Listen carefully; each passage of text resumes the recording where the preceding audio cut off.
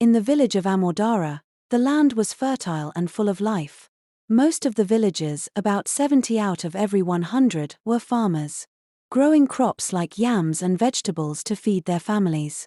Each morning, the village came alive as fathers, mothers, and children hurried off to their farms. Maria, a 17-year-old girl, lived among them. Though still so young, the hard work she faced every day made her seem much older. Her family, struggling with poverty, had once seen her glowing skin turn rough and worn, like the ropes used to tie firewood. Yet, through all the hardships, Maria kept her hope alive, believing a better future was just ahead.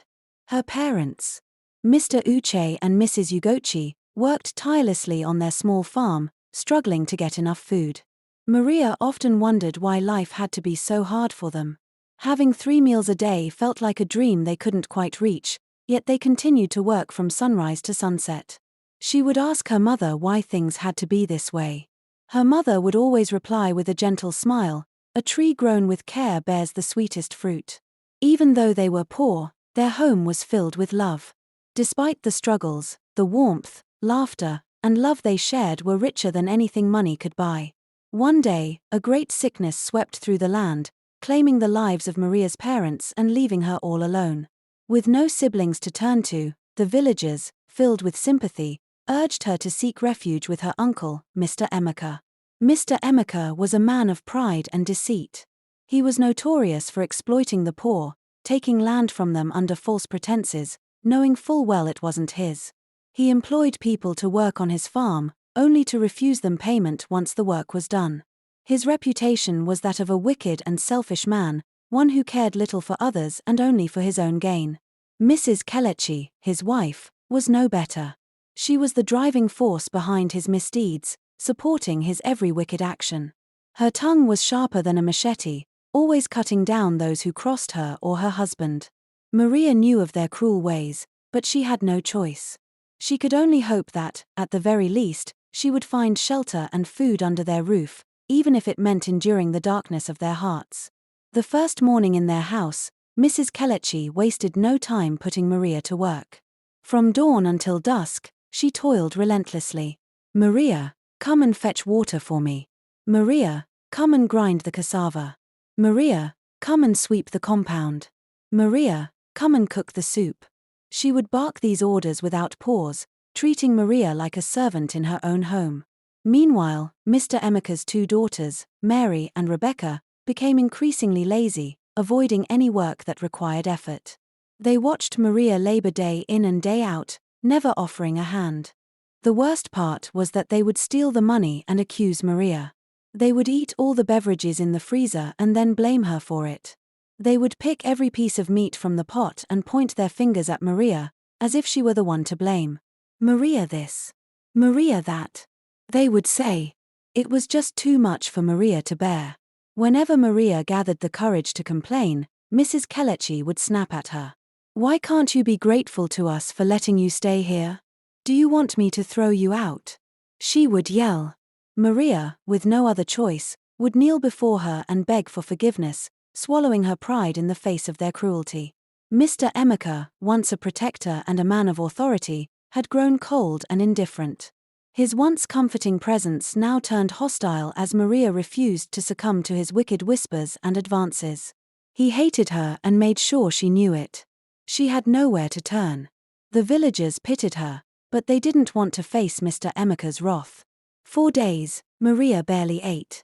Her aunt, cruel as ever, refused to give her food until every chore she was assigned to was completed. With no choice but to endure, Maria found a way to survive. She divided her time. Half the day, she worked for her uncle, toiling under his oppressive demands. The other half, she worked for local farmers, doing whatever labor she could to earn a meager wage just to buy food. Some customers paid her handsomely for her efforts, but many others would delay or withhold her payment altogether. This constant struggle to get paid left Maria with a deep, aching pain in her heart, as the weight of her suffering seemed endless. At night, sleep would evade her. The pain of hunger, the exhaustion of endless work, and the cruelty she faced during the day would keep her awake. Alone in the darkness, she would cry, her tears soaking the pillow. She would whisper her prayers to God, asking for help, for deliverance, and for justice. Her heart longed for vindication, but the silence of the night was her only answer. One hot afternoon, as Maria labored under the harsh sun, cutting firewood for her uncle's household, a man named Mr. Uche, one of her uncle's business associates, arrived at the compound. He watched Maria for a moment, noticing her exhaustion, and then, summoning the courage he had kept inside for so long, he approached Mr. Emeka. He said, "I don't like the way you treat your niece. I thought you had 2 daughters. Why can't they help Maria with some of the house chores? Every day, I see her pass by my compound. If she's not carrying a bucket of water, she's carrying firewood. If she's not carrying firewood, she's going to the farm. Is this really how you want to treat her? I'm sure her parents wouldn't be happy seeing this." Mr. Emeka's face reddened, and before he could respond, Mrs. Kelechi, his wife, overheard the conversation and stormed over. Angrily, she shouted at Mr. Uche, "You fool! What do you know? Who are you to come and tell us how to run our family? If you feel so sorry for her, then take her to your own place." Mr. Uche stood there, momentarily stunned by her outburst. He had no choice but to take his leave, his heart heavy with the knowledge that nothing would change for Maria, at least not anytime soon. Maria felt a deep bitterness after their conversation. Yet, as an orphan, she kept moving forward, cutting the firewood with determination, holding on to the hope that better days would come, just as her father had always told her. One evening, Mr. Emeka called Maria with an unusually happy smile. She was taken aback, unsure of what to expect. With a grin, he announced, "You will marry Fabian, the mechanic. The same man who comes here to fix my Mercedes-Benz, the car that your poor father could never afford. Why am I even talking about cars? Your father couldn't even save his life or your mother's. A very poor man." He paused, his eyes cold and calculating, before continuing. "Forget about your father. As I said, I want you to marry Fabian. He may be poor, but he will take you off my hands. I told him to come today to get the balance for fixing my car. I still owe him money, and I'll use you to settle that debt. I'm telling you this because I'm a good father, making sure there's no gossip among the villagers. But let me be clear, this is non-negotiable. If you refuse, well, the consequences will be severe." Maria's heart trembled at his words. The thought of marrying a man she hardly knew, a mechanic, made her feel sick to her stomach. But before she could gather her thoughts, Mrs. Kelechi, ever supportive of her husband's cruelty, cut in sharply. "Do you think you will stay here forever?" she spat. "You marry that man. If you refuse, the kind of hell you will face here will be far worse. You'll end up packing your things to the forest." Tears welled up in Maria's eyes, rolling down her cheeks as she heard her aunt's words echo in her ears. The weight of her despair threatened to crush her, but then, amidst the pain, she remembered her mother's words, "Even the smallest stream finds its way to the ocean." Though her heart was broken, and her future seemed uncertain, Maria clung to that memory, knowing deep down that no matter how hard life became, she would find a way through. A few moments later, Fabian arrived at Mr. Emeka's compound, demanding the balance for fixing his car. "Please, sir, pay me my money. I've been here for a month, and I need to get back home." "That money is for my transportation fare," Fabian said, his patience running thin. Mr. Emeka looked at him, shaking his head. "I don't have the money right now. Come back next week." But Fabian stood his ground, his voice firm. "No, you must pay me today. That's what you promised me yesterday." Mr. Emeka sighed, his face hardening as he reached for his pocket. "Fine. I only have one thing to offer you right now." He gestured toward Maria, who was in the yard, cutting firewood, her face heavy with sorrow. "See that girl? Marry her. That's all I can give you for now." Fabian stared at Maria, confusion and disbelief written on his face, but he said nothing. When Maria heard those words, she froze, her hands trembling as she gripped the firewood. The tears began to fall, each one a reminder of the unfairness she had suffered. She sat down heavily on the ground, her heart heavy with grief. Her mind flashed to memories of her parents, poor as they were, they had always treated her with love and respect. Now, everything felt like it had been taken from her, and the weight of it was almost too much to bear. Fabian, seeing her distress, walked over to her and gently placed a hand on her shoulder, offering what little comfort he could. After a long silence, he stood and walked back to where Mr. Emeka waited. He returned with a resigned tone, saying, "I will take her as my wife." Meanwhile, Maria remained seated, too numb to move. In a cruel and swift motion, Mr. Emeka's two daughters appeared, following their mother's harsh orders. They threw Maria's belongings into a small bag without a care, as if she was nothing but an inconvenience to them. "Pack her things for her," Mrs. Kelechi had commanded. "So she doesn't steal anything from me." Maria stood up, her heart heavy, and picked up the bag they had tossed at her. With no more words exchanged, she followed Fabian to his house, her every step filled with the heavy realization that she was no longer welcome in the home she had once known. There was no wedding, no celebration, no joy. No hugs, no prayers, no sense of love. She was abandoned, cast aside as if she had never mattered. Back in the house, after Maria and Fabian left, Mrs. Kelechi muttered under her breath, her words filled with bitterness, "At least we are now four. One imbecile just left us." Fabian was a quiet man who worked as a mechanic for me, Emeka, and others in the village. He had deliberately chosen this simple life in a small, remote place, far from the bustling city. His decision wasn't random. After watching how many wealthy men ended up in loveless, selfish marriages, he became afraid. They often married for money or status, and it left them empty inside. He didn't want that. He wanted peace, love, and understanding. He wanted real connections that went beyond physical attraction and material gain. Leaving his comfortable life in the city had been tough. The village was quieter, slower, and nothing like the fast-paced life he was used to. But in this simple village, Fabian found what he had been craving. There were no flashy dinners, no parties, just work, quiet moments, and the peace of nature. It was a huge change, but one that brought him some peace. Still, there were times when he missed the city and wondered if he'd made the right choice. He had seen too many people get lost in the wrong marriages that were driven by money, not love. He wanted to find a woman who wasn't interested in his money, but who would truly love him for who he was. He wanted someone who could build a life with him, someone who shared his values. Now, starting this marriage journey with Maria would reveal her true identity. Maria didn't know much about him except that he was kind and hardworking. They moved into a small home on the edge of the village. At first, Maria thought life with him might be better. But soon, she realized that things were no different. She worked just as hard as she had at her uncle's house, cooking, cleaning, and taking care of their small garden. But Fabian never complained. He was always kind and calm, even when things were tough. One day, after a few months of living together, Fabian left the house for a trip to the city. Maria was curious about what he was doing, but he always kept to himself. When he returned, he had a letter in his hand. He looked different, more confident, more relaxed. He handed the letter to Maria. "I have something to tell you," he said quietly. It was then that Fabian revealed his secret. "I wasn't just a poor mechanic, he was a billionaire. I inherited a vast fortune from a relative who had passed away years ago.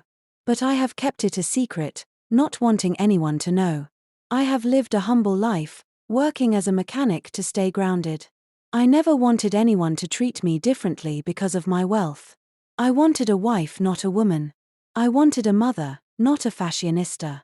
I wanted someone who would love me for who I am, not for any selfish gain. My few months of staying with you has proven you worthy of becoming my wife." Fabian said happily. Maria couldn't believe it. Her mind raced as she tried to process the truth.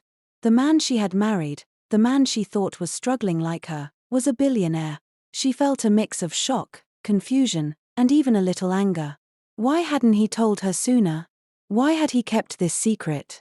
Fabian explained, "I wanted us to build a life based on love, not money. I didn't want you to marry me because of my wealth, but because of who I am." Maria was still stunned, but she could feel something else deep inside. She felt relief. She had been through so much in her life, and now, everything was starting to make sense. She had married a man who loved her for who she was, not for anything else. As the days passed, Maria began to adjust to her new life. With Fabian's wealth, they moved into a bigger home, and Maria no longer had to work endlessly to survive. Her life changed, but more importantly, she began to realize something. True wealth wasn't about money. It was about love, trust, and the strength to rise above the hardships life had thrown at her. Meanwhile, Maria's uncle and Kelechi, who had once treated her so poorly, watched from a distance. They had forced Maria into this marriage thinking she would leave their home and never return. They never expected her to find happiness and success. But Maria's journey showed them that they had underestimated her. She had found strength in the most unexpected place, and now she was free. What happened to Maria's uncle and family? As time passed, Mr. Emeka and Mrs. Kelechi's lives started to fall apart. The respect they once had in the village was slipping away, and the way they had treated Maria was coming back to haunt them. But what they didn't know was that someone in their own house was quietly planning to bring them down. It all started with Rebecca. She had always helped her mother with her cruel plans, but now she couldn't take it anymore. The guilt she felt for the way they had treated Maria was eating her up inside. She had seen the pain Maria went through, and now she realized just how wrong they had been. One evening, while sitting alone in the dark kitchen, Rebecca whispered to herself, "What have we done? What did we take from her?" She had been taught to believe that Maria was nothing and that she deserved to be treated like dirt, but now, the memory of Maria's tears made her feel terrible. With a heavy heart, Rebecca stood up and walked to the living room where her father, Mr. Emeka, was sitting, looking angry as he read the news. He was frustrated, and he didn't even notice when Rebecca came in. She stood there for a moment, unsure of what to say, but then she spoke. "Father, I can't do this anymore," she said softly, her voice shaking. Mr. Emeka looked up at her, his face full of confusion. "Do what? You've never had a problem doing anything I told you to do. I can't be part of this anymore. The way we treated Maria. It's wrong," Rebecca said, tears filling her eyes. "We've ruined her life for nothing. And for what? So we could feel better about ourselves." Mr. Emeka's face twisted with anger. "You're weak," he snapped. "You're foolish if you think she deserves anything but what we gave her. She's gone now, and that's the way it should be." "No, Father. You don't understand." Rebecca's voice grew louder, full of frustration. "It was you and Mother who made her feel less than us. You twisted everything. I can't pretend anymore." Weeks went by, and Rebecca's guilt grew heavier. She couldn't live with what they had done to Maria. But then one day, she found something that changed everything. While looking for old family pictures in the attic, Rebecca came across a dusty box. She opened it, expecting to find nothing more than old memories, but inside were letters and papers. Some were old and yellowed, and others were still fresh. One letter caught her eye. It was in her father's handwriting. As she read the letter, her heart began to race. The letter was from a relative she had never heard of. It explained how her father, Mr. Emeka, had gotten his money not through honest work, but by cheating and lying to take land that didn't belong to him. The land Mr. Emeka had taken from Maria's parents was stolen, and the family's wealth had been built on lies. The truth hit Rebecca hard. All these years, her family had acted like they worked hard for everything, but it had all come from dishonesty. Her father's wealth was built on taking from others, especially from Maria's family. Rebecca's hands shook as she finished reading the letter. She knew what she had to do. The truth had been weighing her down for too long, and now she would tell Maria everything. That night, Rebecca couldn't sleep. The secret was too big to carry alone. She had to tell Maria the truth. But she didn't know if Maria would believe her. Could anyone forgive them after everything they had done? The next morning, Rebecca made up her mind. She walked to Maria's house in the city after stealing her husband's contact from her father's phone to reach out to them. She was feeling nervous and unsure. When she arrived, she found Maria in a beautiful mansion, looking happy and peaceful, something Rebecca had always envied. Maria looked up, surprised to see her. "What brings you here? I thought you guys never wanted me in your house." "I ask again, what are you doing here?" she asked cautiously. Rebecca paused for a moment, then said softly, "I am very sorry for everything. Please, I need to tell you something. Something important. Something that could change everything." Maria's face softened. "What is it? Come inside." But you have just a few minutes to be here before my husband returns from work and meets you here. As they sat in the living room, Rebecca started shedding tears. She began to tell Maria everything she had learned. She explained how her father had gained his wealth by cheating and stealing from Maria's parents. She told Maria about the letter she found, how Mr. Emeka had taken land from her family, and how everything they had was built on lies. Maria listened in shock as Rebecca told her everything. At first, she couldn't believe it. She had always thought her family's struggles were because of bad luck. But now, hearing the truth, it felt like her entire life had been a lie. "Why didn't you tell me this before?" Maria asked, her voice shaking. Rebecca's eyes filled with regret. "I was afraid. I didn't know what would happen if I told you the truth. But I can't keep living with the guilt. I was wrong, Maria. We were all wrong." Maria stood up, her mind spinning. This changes everything." Rebecca nodded. "I know. But I needed you to know. You deserve to know the truth." Maria sat in stunned silence, her heart breaking all over again. The very family that had oppressed her was now responsible for stealing everything from her own. The realization was overwhelming, but there was something else that struck her, a feeling of justice, long overdue.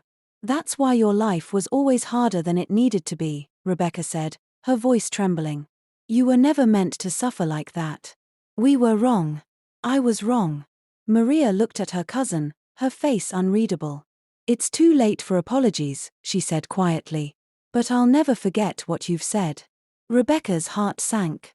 She knew Maria's pain could never be healed by words alone, but she was hoping, just hoping, that somehow, Maria could find it in her heart to forgive. Maria's world had just been turned upside down. Now, she had to decide what to do with this new information. She knew she had to face her uncle and confront him about what he had done. Even when her husband, Fabian, returned, she discussed what she heard with him. Fabian told her to go and fight for her right, but in a calm way. That evening, Maria returned to her uncle's house in the village. When Mr. Emeka saw her, his face twisted with anger. "What do you want, Maria? Haven't you caused enough trouble? I heard that the man I gave you to was a billionaire. I thought he was just a poor mechanic. I regret giving you out to him when I have beautiful daughters here. Meanwhile, why are you here?" Maria looked him in the eye. "I know what you did. I know how you took from my parents. You didn't just steal land, you stole our future. And I'm not going to let you get away with it." Mr. Emeka's face turned red with rage. "You think you can threaten me now? You think you're in charge?" Maria's voice was steady. "I'm not here to threaten you. I'm here to take back what's ours. The land you stole, the family you destroyed, it's time for it to come to light."